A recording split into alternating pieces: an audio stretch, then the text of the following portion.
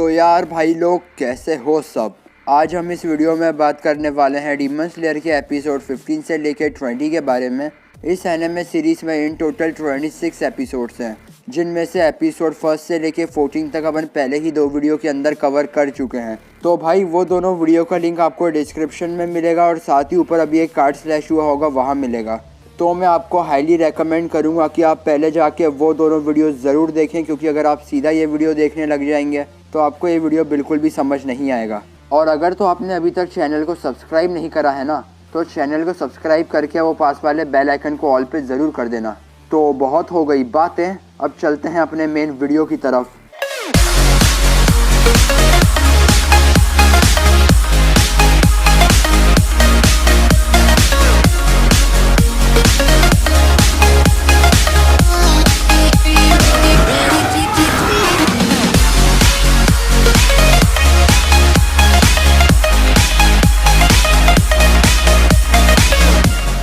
S explained in last video, Tanjiro का crow उसको और बाकियों को उसके नेक्स्ट मिशन के पहले एक ओल्ड लेडी के घर पे ले जाता है, सो डैट वो वहाँ पे रेस्ट कर सकें। वो लोग वहाँ पे पूरी रात रेस्ट करते हैं और सुबह होते ही वहाँ से निकल जाते हैं और उसके बाद कंटिन्यूसली पूरे दिन ट्रैवल करते हैं जब तक रात नहीं हो जाती।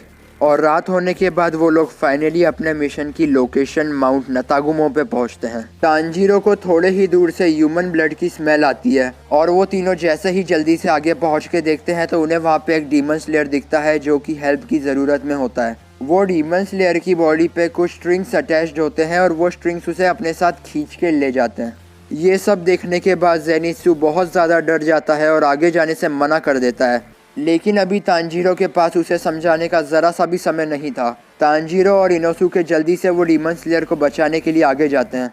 आगे माउंटेन पे हमें कुछ डीमंस दिखाए जाते हैं जो कि बहुत सारे डीमन स्लेयर्स को थ्रू सम स्ट्रिंग्स पेड़ के ऊपर हैंग करे हुए होते हैं।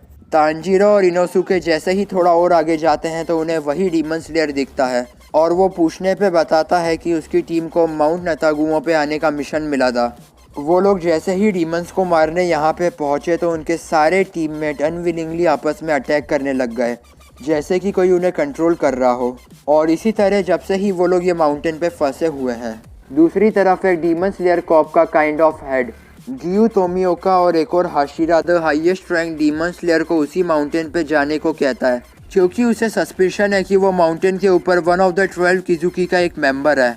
अब ज़ेनित्सु माउंटेन के बाहर ही डर के बैठा हुआ होता है कि जब भी उसे याद आता है कि तांजीरो और इनोसुके अपने साथ साथ नेजुको को भी लेकर चले गए हैं और वो मजनू सोचता है कि नेजुको को कुछ हो नहीं जाए और वो फाइनली उसे बचाने के लिए वो माउंटेन में एंटर करता है। तांजीरो वाली तरफ तांजीरो अभी वो डीमन स्लेयर से बात कर ही रहा था कि उसी वक्त वो डीमन स्लेयर के टीममेट्स वहाँ पे आ जाते हैं और वहाँ पे आने के बाद तांजीरो, इनोसुके और वो डीमन स्लेयर पे अटैक कर देते हैं।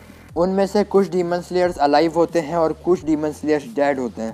तांजीरो नोटिस करता है कि उन्हें कोई demon through some strings puppet की तरह कंट्रोल कर रहा है और वो उन लोगों को रोकने के लिए उनकी बॉडी में अटैच सारे स्ट्रिंग्स को कट कर देता है, which actually works.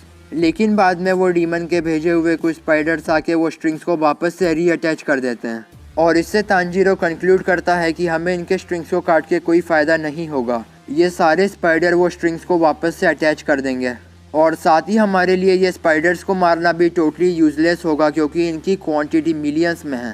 So the only option they have left is to find the demon controlling दो स्पाइडर्स। जब भी उन्हें वहाँ पे एक डीमन स्ट्रिंग्स के ऊपर खड़ा हुआ दिखता है, लेकिन तांजीरो वो डीमन को देख के ये बात तो कंफर्म कर लेता है कि ये डीमन स्पाइडर्स को कंट्रोल नहीं कर रहा है, क्योंकि तांजीरो को स्ट्रिंग्स पे से जो स्मेल आ रही है वो स्मेल ये डीमन की स्मेल से बिल्कुल अलग है।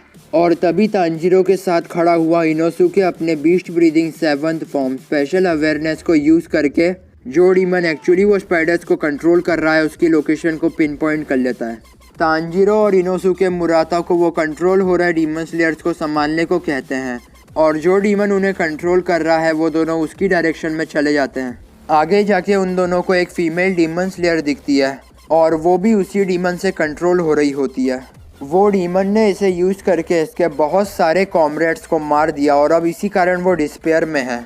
उसी वक्त जो डीमन ये सारे डीमन स्लेयर्स को कंट्रोल कर रही है उसका सन उसके पास आता है और उसे उसका काम जल्दी करने के लिए कहता है। वो डीमन अपने सन को देख के बहुत डर जाती है और अपने अटैक्स की स्पीड और साथ ही उसके नंबर ऑफ पपेट दोनों इंक्रीज कर देती है। वो डीमन के फोर्सफुली कंट्रोल करने से डीमन स्लेयर्स की बॉडी पे बहुत ज़्यादा स्ट्रेन पड़ता है और most of the demon slayers के सारे बॉडी पार्ट डैमेज हो चुके हैं, उनके बोन्स पूरी तरह ब्रेक हो चुके हैं and they can't even properly move. लेकिन वो डीमन उन्हें फोर्सफुली मूव कराती है, जिसके कारण उन्हें बहुत ज़्यादा पेन होता है and the only thing they can hope for is death. Tanjiro सोचता है कि ना तो हम हमारे फेलो डीमन स्लेयर्स को मार सकते हैं और ना तो हमें इनके स्ट्रिंग्स कट करके कोई फ़ायदा होगा। फिर थोड़ा सोच विचार करने के बाद तांजीरो को एक आइडिया आता है। वो उनमें से एक डीमन स्लेयर को हवा में टॉस करके ट्री पे लटका देता है, विच मेक्स हर कम्प्लीटली इमोबलाइज्ड। और फिर वो सारे कंट्रोल हो रहे डीमन स्लेयर्स के साथ ऐसा ही करता है और उन्हें इमोबलाइज करने में सक्सेसफुल भी हो जाता है। बट इस बात से वो डीमन का दिमाग ख़राब हो जाता है और वो अपने स्ट्रिंग्स को यूज़ करके उन सारे इमोबलाइज डीमन स्लेयर को मार डालती है। अब तांजीरो और इनोसुके करते भी क्या, वो दोनों गुस्से में वो डीमन को अप्रोच करने लग जाते हैं। जब भी उन्हें रास्ते में वो डीमन का एक और पपेट मिलता है जिसका बॉडी साइज बहुत बड़ा होता है। जैसे ही इनोसुके उस पर अटैक करता है तो वो कंट्रोलिंग डीमन के स्पाइडर्स इनोसुके पे भी अपने स्ट्रिंग्स को अटैच कर देते हैं, लेकिन तांजीरो उससे बचा के उसके स्ट्रिंग्स को कट कर देता है। और फिर इनोसुके तांजीरो के बैक को यूज़ करके वो डीमन स्लेयर के दोनों आर्म्स को कट ऑफ कर देता है और फिर अटैक करने के लिए ऊपर हवा में जंप कर देता है। जितनी देर में इनोसुके वो बॉडी पे अटैक करे, Tanjiro water breathing fourth form striking tide use करके वो डीमन के लेग्स कट ऑफ कर देता है और एंड में इनोसुके उस पर एक फाइनल अटैक करके उसे डाउन कर देता है। और इसके बाद इनोसुके तांजीरो को गुस्से में हवा में टॉस कर देता है। उसने ये किसी इंटेंशन के साथ तो नहीं करा था, सिर्फ गुस्से में ऐसे ही कर दिया था। लेकिन तांजीरो को वो कंट्रोलिंग डीमन की पोजीशन दिख जाती है और तांजीरो उसके पास जाके उस पर water breathing fifth form use करके उसके हेड को इजीली कट ऑफ कर देता है। वो डीमन अपनी डेथ से बचने की जगह अपनी डेथ को हैप्पीली एक्सेप्ट कर लेती है because she thinks that her death would be better than her miserable life. और जब आखिर में वो इंसिनरेट हो रही होती है तो उस वक्त वो तांजीरो को बताती है कि ये माउंटेन पे 12 किजुकी का भी एक मेंबर प्रेजेंट है। दूसरी ओर ज़ेनित्सु बहुत देर से तांजीरो, नेजुको और इनोसुके को ढूंढ रहा था और भटकते भटकते उसे ये स्पाइडर दिखता है and his reaction was like, और उसके बाद वो वहाँ से भाग जाता है। पर आगे जाके वो देखता है कि कुछ humans including some of the demon slayers kind of spiders में टर्न हो चुके हैं। और उसके बाद वो देखता है कि वहाँ पे प्रेजेंट एक ट्री हाउस में से एक स्पाइडर डीमन बाहर निकल के आता है और बाहर आके वो ज़ेनित्सु को कहता है कि मेरे एक स्पाइडर ने तुम्हें बाइट कर लिया है और ड्यू टू इट्स वेनम तुम 30 मिनट्स के अंदर खुद धीरे धीरे एक स्पाइडर में टर्न हो जाओगे। ये बात सुनने के बाद ज़ेनित्सु बहुत ज़्यादा डर जाता है और उसे अपना पास्ट याद आने लग जाता है। पहले जब उसके मास्टर उसे ट्रेनिंग करवाते थे तो वो उससे बहुत ज़्यादा डरा करता था और अब वो डीमन से डरता है। उस समय बस इतना फ़र्क था कि उस समय ज़ेनित्सु के जो हेयर हैं वो ब्लैक कलर के हुआ करते थे और अब येलो कलर के हैं। ऐसा इसलिए हुआ क्योंकि एक दिन उसे थंडर ने हिट कर दिया था। वो फॉर्च्यूनेटली सरवाइव तो कर गया पर उसके हेयर का कलर चेंज हो गया। ज़ेनित्सु इतना डरता था कि कोई उसे रिस्पेक्ट करना तो दूर, उसे वर्थ टॉकिंग भी नहीं समझता था। और अगर उसके मेंटोर हमेशा उसका साथ नहीं देते तो वो अकेला हो जाता। लेकिन उसके मेंटोर उसके लिए उसके ग्रैंडफादर से कम नहीं थे, उन्होंने कभी उसका साइड नहीं छोड़ा। ज़ेनित्सु उस समय भी खुद को पसंद नहीं करता था और वो आज भी खुद को पसंद नहीं करता। वो समझता है कि वो कायर है। अब अगर ये कोई और एनिमे होता तो कैरेक्टर की ऐसी स्टोरी बताने के बाद कैरेक्टर कुछ ना कुछ बैड ऐसा काम ज़रूर कर देता, लेकिन ये डीमन स्लेयर है। ज़ेनित्सु उसी समय अनकॉन्शियस होकर ट्री से नीचे गिर जाता है। स्पाइडर डीमन को लगता है कि अब ज़ेनित्सु ट्री से नीचे गिर के मर जाएगा, लेकिन ज़ेनित्सु जैसे ही फॉल हो रहा होता है तो उसी समय उसका दूसरा रूप बाहर आ जाता है। वो स्पाइडर डीमन पे thunder breathing first form use करके अटैक कर देता है, लेकिन वो स्पाइडर के काउंटर अटैक के कारण उसका अटैक मिस हो जाता है। ज़ेनित्सु भैया देर आए पर दुरुस्त आए। फिर ज़ेनित्सु बार बार अपने थंडर ब्रीदिंग फर्स्ट फॉर्म से वो डीमन पे अटैक करने की कोशिश करता है और वो डीमन भी ये देख के समझ जाता है कि ज़ेनित्सु को सिर्फ एक ही ब्रीदिंग फॉर्म आता है। एक्चुअली ज़ेनित्सु सिर्फ एक ही ब्रीदिंग फॉर्म सीख पाया, लेकिन ज़ेनित्सु के मेंटोर ने उस एक ही ब्रीदिंग फॉर्म को उसके बेहतरीन परफेक्शन लेवल तक पहुंचा दिया। ज़ेनित्सु के जो स्पाइडर में कन्वर्ट होने के पहले 30 मिनट्स थे, वो समाप्त होने में अब कुछ ही मिनट और बचे थे और वो स्पाइडर डीमन समझ चुका था कि उसे सिर्फ तब तक ज़ेनित्सु के अटैक से बचना है। लेकिन ज़ेनित्सु को तब तक भी होल्ड कर पाना इतना आसान नहीं था। वो स्पाइडर डीमन जेनिसु को रोकने की बहुत कोशिश करता है, पर फाइनली जेनिसु अपना thunder breathing first form thunder clap and flash use करके फट से वो डीमन का हेड कट ऑफ कर देता है और उसे ख़त्म कर देता है। लेकिन भले ही अब वो स्पाइडर डीमन मर चुका है, लेकिन उसके वेनम का इफेक्ट अभी भी जेनिसु की बॉडी पर है और जेनिसु अब मूव करने के हालत में भी नहीं बचा। अब जेनिसु के पास सिर्फ एक ही ऑप्शन है कि वो अपनी ब्रीदिंग को कंट्रोल करके अपने बॉडी में वेनम की स्पीड को स्लो कर दे और अपने लिए हेल्प आने का वेट करे। दूसरी ओर तांजीरो और इनोसुके वो कंट्रोलिंग डीमन को मार के आगे बढ़ते हैं तो उन्हें उनकी फैमिली से एक डीमन गर्ल दिखती है। वो जैसे ही तांजीरो और इनोसुके को देखती है तो वो डर के भागने लग जाती है। इनोसुके उसे भागने नहीं देना चाहता था और वो उसका पीछा करता है, but as it turns out वो गर्ल ऑन पर्पस भाग रही थी और वो एक ट्रैप था। वो गर्ल के छुपे हुए फादर इनोसुके पे अटैक कर देते हैं और उन्हें देख के तांजीरो ये एस्टिमेट करता है कि वही ट्रायल किजुकी के मेंबर हैं। जबी गियू तोमियोका और उसके साथ जो एक और हाशिरा थी शिनोबु कोचो माउंट नतागुमा में उनकी रेस्क्यू के लिए पहुंच जाते हैं। In order to quickly cover the area वो दोनों स्प्लिट अप हो जाते हैं। तांजीरो इनोसुके को बचाने के लिए फादर डीमन के आर्म पर water breathing second form water wheel use करता है, लेकिन उसका कोई फ़ायदा नहीं होता क्योंकि तांजीरो के अटैक से फादर डीमन के हाथ पे बस एक छोटा सा स्क्रैच ही आता है। फिर तांजीरो एक ट्री को कट करके फादर डीमन के ऊपर गिरा देता है और उन्हें ट्रैप करने के बाद एक फिनिशिंग अटैक करने आगे बढ़ता है, पर जब वो फादर डीमन काउंटर अटैक करते हैं तो उनके काउंटर अटैक से तांजीरो बहुत दूर हवा में टॉस हो जाता है और इनोसुके और तांजीरो स्प्लिट हो जाते हैं। जाते जाते तांजीरो ने इनोसुके को कहा कि तुम्हें इससे कैसे भी करके मरना नहीं है और अब इनोसुके वो फादर डीमन से लड़ने के लिए वहाँ पे अकेला बचा है। दूसरी तरफ जैसे ही समय बीत रहा है जेनिसु की हालत ख़राब होते जा रही है और अब वो बस स्पाइडर में टर्न होने ही वाला है, पर वो अपनी उम्मीद नहीं छोड़ता। जब भी वहाँ उसकी रेस्क्यू के लिए शिनोबु आ जाती है और उसे उसके वेनम का एंटीडोट दे देती है। दूसरी तरफ जहाँ तांजीरो हवा में टॉस हो गया था वो बहुत दूर जाके उसी माउंटेन के किसी कोने में लैंड करता है और वहाँ तांजीरो को वो डीमन दिखता है जो उन्होंने यहाँ पे आके शुरुआत में देखा था। ये वही डीमन है जो शुरुआत में स्ट्रिंग्स पे खड़ा हुआ था। तांजीरो देखता है कि वो अपनी सिस्टर को मार रहा है। तांजीरो गुस्से में उसे कहता है कि तुम्हारी ये फैमिली का बॉन्ड कोई लव का बॉन्ड नहीं है, बल्कि सिर्फ और सिर्फ हेट्रेड का बॉन्ड है। तांजीरो की ये बात सुन के वो डीमन बहुत प्रोवोक हो जाता है। उसी वक्त वहाँ पे जो डीमन स्लेयर्स फंसे हुए थे उनमें से एक डीमन स्लेयर आ जाता है और वो डीमन को उसके साइज से जज करके उस पर अटैक कर देता है, but that was a foolish move. Tanjiro की बात से वो डीमन का दिमाग पूरी तरह सटक चुका है और उन दोनों की फाइट शुरू हो जाती है। इनोसुके को भी वो फादर डीमन से लड़ने में बहुत दिक्कत आ रही है क्योंकि वो उसे अपनी स्वॉर्ड से कट नहीं कर सकता, बट फिर उसे एक आइडिया आता है। वो अपनी एक स्वॉर्ड को उसके हाथ पे मार के अपनी दूसरी स्वॉर्ड को लाइक अ हैमर यूज़ करता है और अपनी उस स्वॉर्ड से अपनी पहली वाली स्वॉर्ड पे हिट करने लग जाता है। इनोसुके के इस अटैक से वो डीमन का हाथ कट ऑफ हो जाता है, लेकिन उसी वक्त वो डीमन अपनी अपर स्किन को शेड करके काइंड ऑफ एक न्यू फॉर्म में आ जाता है। नए फॉर्म में आने के बाद वो डीमन बहुत ज़्यादा स्ट्रॉन्ग हो जाता है और उसे देख के इनोसुके समझ जाता है कि अब मैं इससे नहीं जीत सकता। लेकिन फिर उसे तांजीरो की बात याद आती है और regardless of their power difference वो लड़ने के लिए रेडी हो जाता है, लेकिन वो चाहते हुए भी कुछ कर नहीं पाता। इनोसुके के पास कोई ऑप्शन नहीं बचता, पर वो एक फाइनल अटैक करने की कोशिश करता है। लेकिन ट्रांसफॉर्मेशन के बाद वो डीमन की बॉडी इतनी हार्ड हो चुकी है कि जैसे ही इनोसुके अटैक करता है तो वो डीमन की स्किन कट होने के बजाय इनोसुके की स्वॉर्ड ही टूट जाती है और वो डीमन इनोसुके के हेड को होल्ड करके उसे ऊपर लिफ्ट कर लेता है। बट इनोसुके जब भी हार नहीं मानता, वो अपनी ब्रोकन स्वॉर्ड से ही उस पर अटैक कर देता है। बट वो डीमन इनोसुके के हेड को क्रश करना शुरू कर देता है, जिससे इनोसुके ब्लीड करने लगता है। इनोसुके मरने ही वाला था, लेकिन सही समय पे वहाँ पे गियू तोमियोका पहुँच जाता है और इनोसुके को फादर डीमन के होल्ड से छुड़ा के उस पर water breathing fourth form striking tide use करके उसे झटके में टुकड़े टुकड़े कर देता है। फादर डीमन के मरने के बाद गियू तोमियोका इनोसुके को बताता है कि यह फादर डीमन एक्चुअली ट्रायल किजुकी का मेंबर नहीं है और ये बताने के बाद वो बाकियों की भी हेल्प करने चला जाता है। दूसरी ही तरफ Tanjiro water breathing first form water surface slash से वो डीमन पे अटैक करता है, बट तांजीरो की भी स्वॉर्ड वो डीमन के एक स्ट्रिंग के कांटेक्ट में आके टूट जाती है। वो डीमन तांजीरो को माफ़ी मांगने के लिए कहता है, पर तांजीरो रिफ्यूज़ कर देता है।